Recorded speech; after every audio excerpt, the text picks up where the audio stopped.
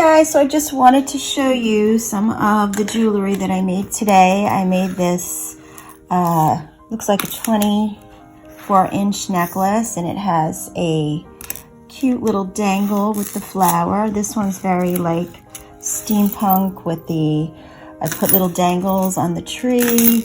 You can't really see it, but it's a branch, and then there's a love charm, and then a cross, and then I made this freshwater pearl and seashell expandable bracelet. One side says, I can't read it, faith, and the other side says